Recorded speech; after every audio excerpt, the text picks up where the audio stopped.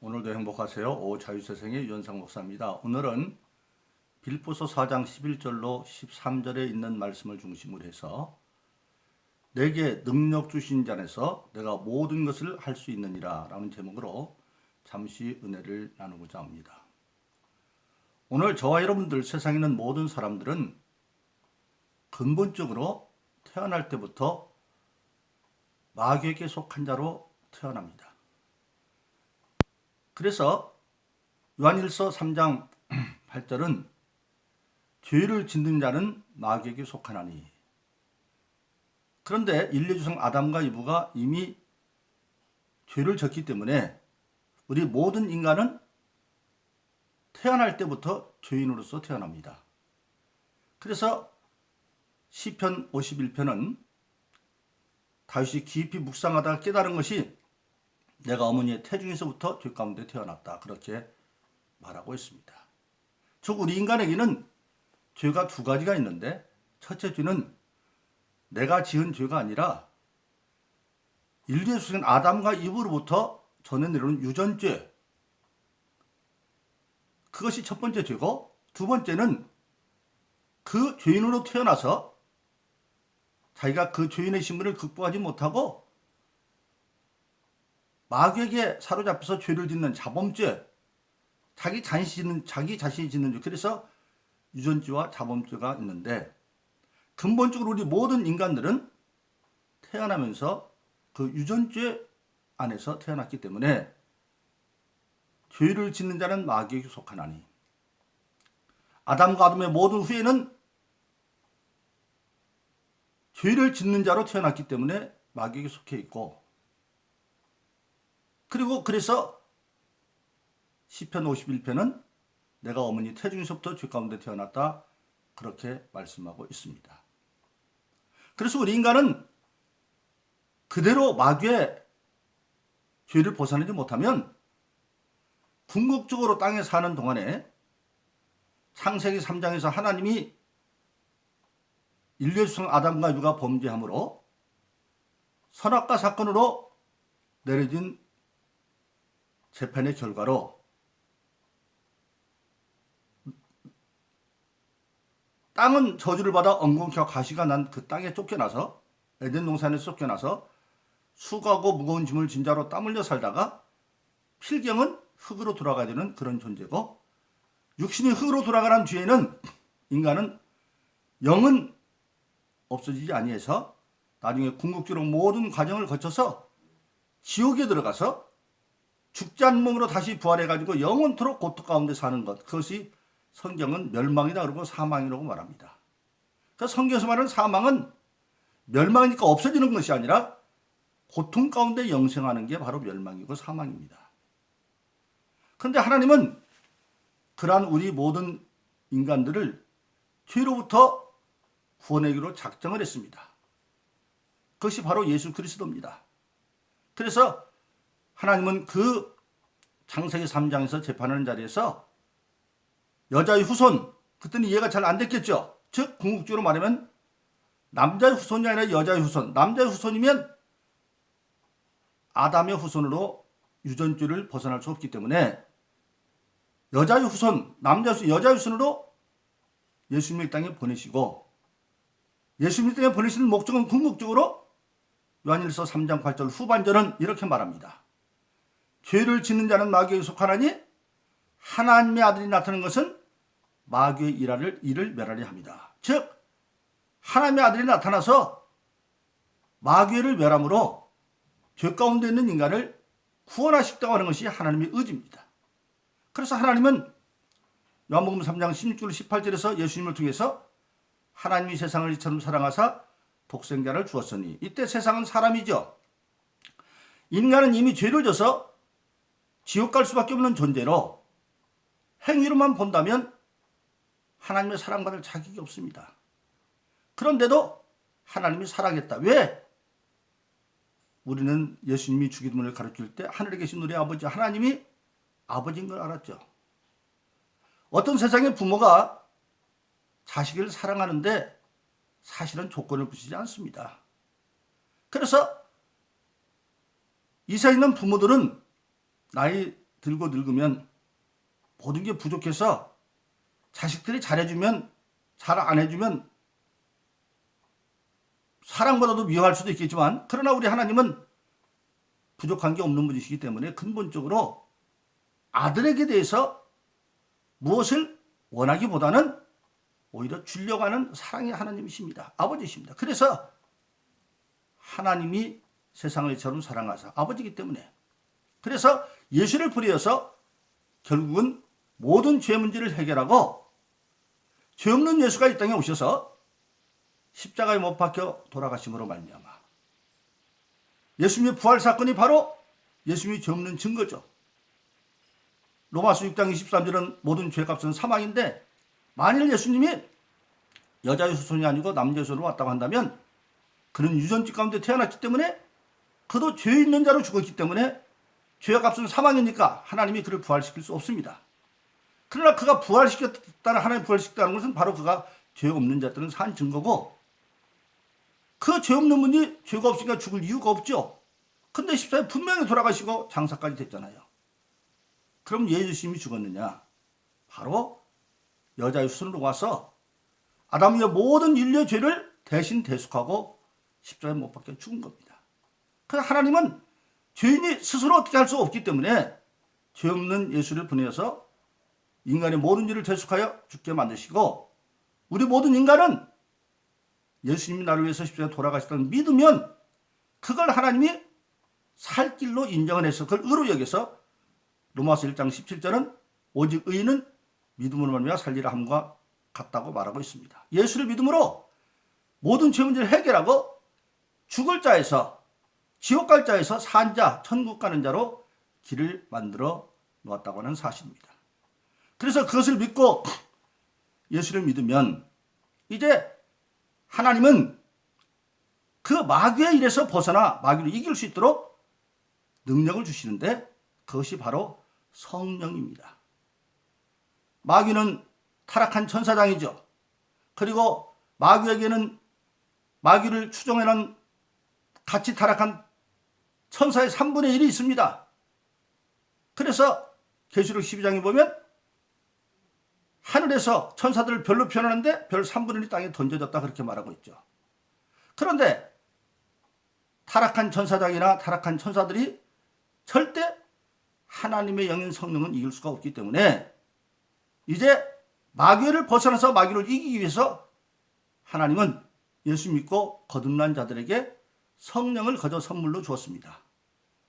마귀를 싸워 이기라고. 그래서 사도행전 2장 38절은 너희가 회개하여 각각 예수 이름으로 세례를 받고 죄사함을 얻으라. 그리하면 성령을 선물로 주실 것이다. 믿고 거듭났다고 해서 마귀가 그냥 나지 않거든요. 그러니까 그 믿음을 유지하고 이기기 위해서는 마귀보다 더 센 능력인 성령을 선물로 받아야 되기 때문에 모든 믿는 자에게는 이미 성령이 우리에게 주어진 겁니다. 그럼 그 성령을 받으면 우리가 잘 아는 사도행전 1장 8절은 뭐라고 말했습니까? 성령을 받으면 권능을 받고, 성령 받은 자에게는 권능도 받았다는 겁니다. 그 권능은 어떤 권능? 악한 마귀와 악한 세력을 이길 수 있는 하나님의 권능을 받았다. 그래서 하나님의 권능을 받은 자는 아무리 인간 생활이 최악의 경우라도 마귀를 이길 수 있다는 산 증거가 예수님의 광야 40일 이후에 마귀를 물리치는 사건입니다. 예수님이 때가 되어서 이제 공생애를 시작하기 위해서 세례요한이 와서 세례를 받을 때에 물에 잠겨 나타날 때 하늘에서 소리가 있어 너는 내 사랑하는 자 기뻐하는 자라 하는 인정을 받습니다. 우리 모든 신앙인들이 궁극적으로 하나님으로부터 받아야 할 인정은 바로 그 말입니다. 너는 내 사랑하는 자 기뻐하는 자다. 우리는 하나님의 사랑받는 자일 뿐만 아니라 우리들이 하나님께 기쁨을 드린 자. 쉽게 말하면 한 집안에 아들들이 있는데 그 아들들을 부모는 다 사랑합니다. 그런데 그 아들들이 다 부모를 기쁘게 하는 건 아니죠. 불의라도 있죠. 그런데 우리 신앙에는 하나님의 사랑을 받을 뿐만 아니라 그 하나님을 기쁘게 하는 자. 그래서 최고의 인정받는 신앙의 내용이 바로 너는 내 사랑하는 자 기뻐하는 자라는 것입니다. 그런데 그렇게 인정받은 주님에게 하나님이 성령을 통해서 원하는 것은 너는 이제 광야에 가서 40일 동안 금식하라는 겁니다. 여러분 생각해 보세요. 세상 같으면 최고로 인정을 받았으면 상을 줘야 될 텐데, 그런데 하나님은 지금 예수님에게 광야에 가서 40일 금식하라는 겁니다.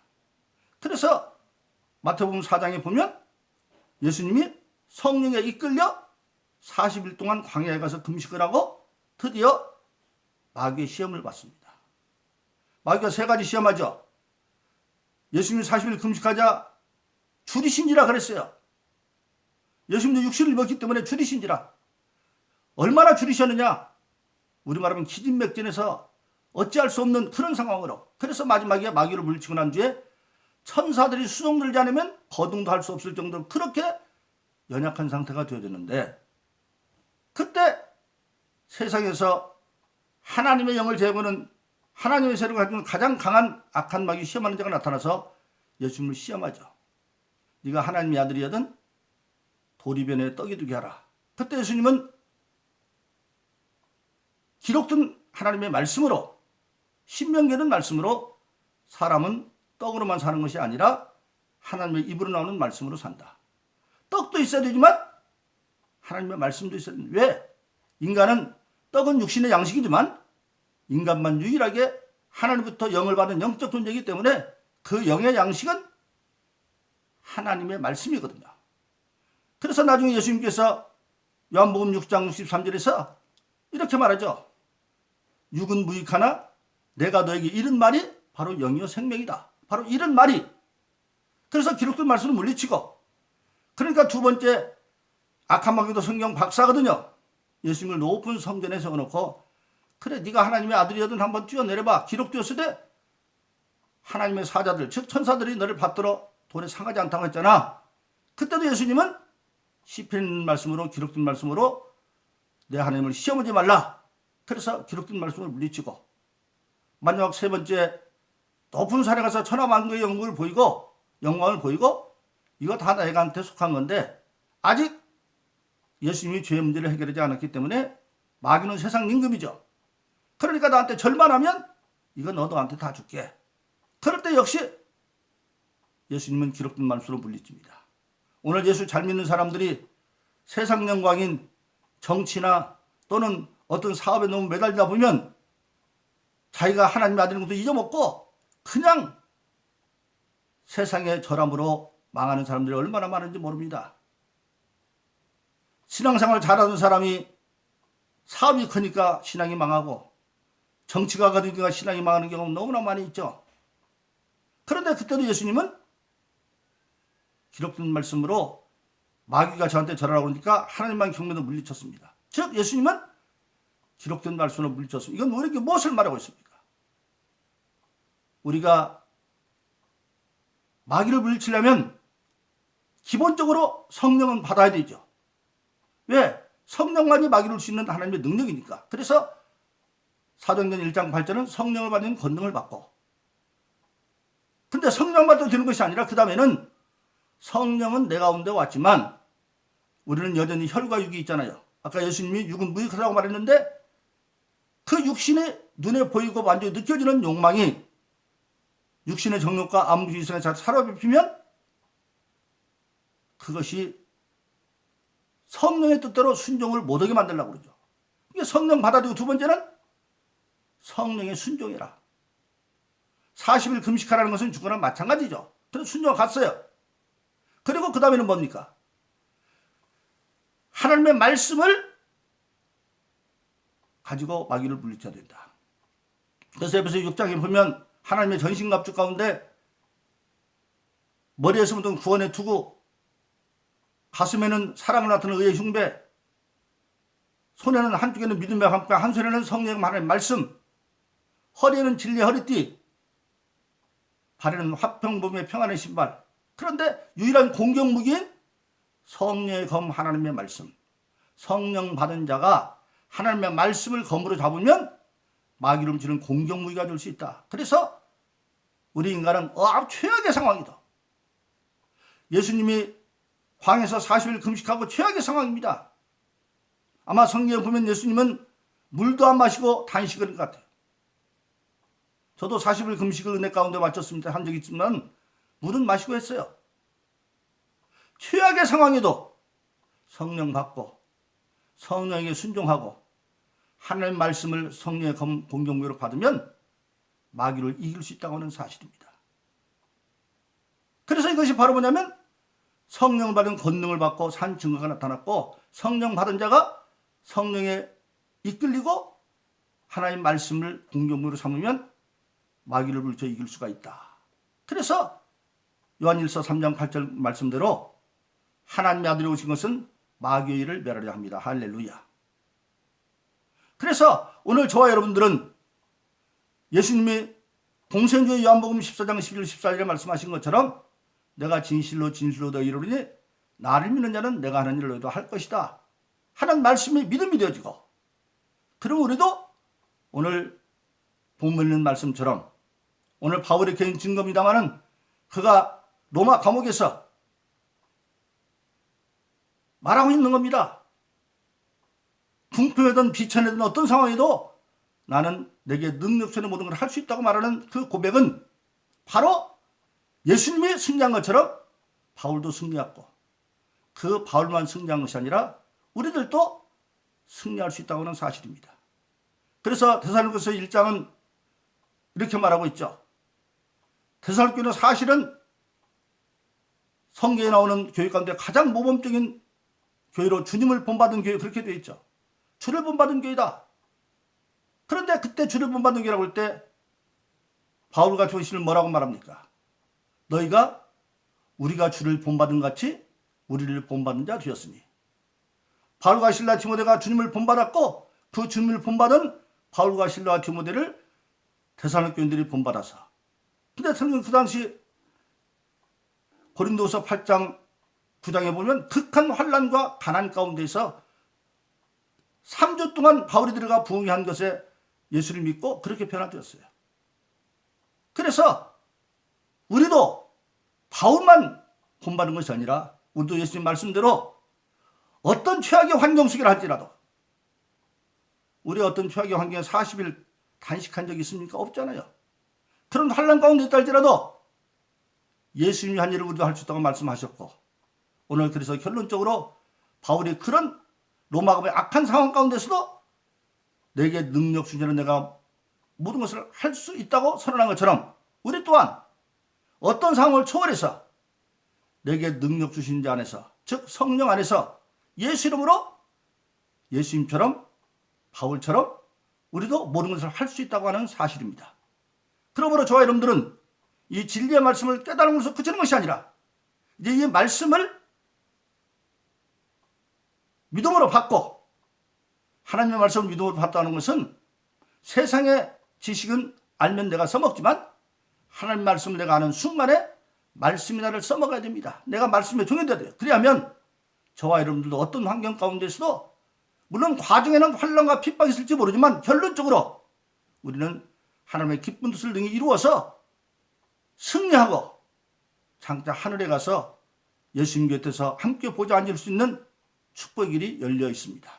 그러므로 저와 여러분들은 오늘 본문에 있는 말씀을 믿음으로 말미암아 오늘 증거한 그 하나님의 말씀들을 내가 믿고 성령 안에서 행함으로 말미암아 모든 환경을 초월해서 승리함으로 우리 또한 장차 주님 앞에 설 때에 의의 멸류관께 합당한 저와 여러분들이기를 예수 이름으로 축원합니다.